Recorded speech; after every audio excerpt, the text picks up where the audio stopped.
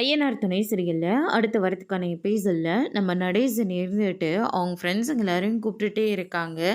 ஆனால் நம்ம நடேசன் இருந்துட்டு மருமக வீட்டுக்கு வந்தாச்சு, வீட்டில் நிறையா பொருளெல்லாம் வாங்கி போடணும்னு ஸ்ட்ரிக்டாக சொல்லிடுச்சு. அது மட்டும் இல்லை, இன்றைக்கி சம்பாதிக்கிற எல்லா சம்பாதனையும் எடுத்துகிட்டு போய் மருமக கிட்ட தான் கொடுக்கணும்னு உத்தரவு போட்டாச்சு.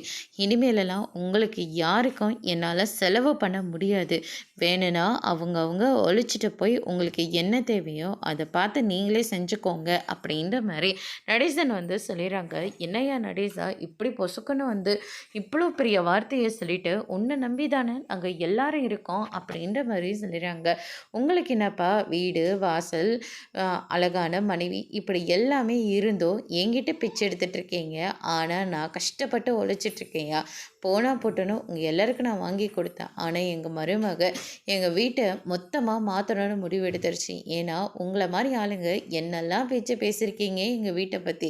இனிமேல் யாருமே குறை சொல்ல முடியாத அளவுக்கு எங்கள் வீட்டை நான் மாற்றி கட்டுறேன் அப்படின்ற மாதிரி சொல்லிட்டு அங்கேருந்து கிளம்புறாங்க. நிலா சொன்ன மாதிரி டிவி ஃப்ரிட்ஜு இப்படி எல்லாமே வாங்கணும்னு ஆசைப்பட்றாங்க.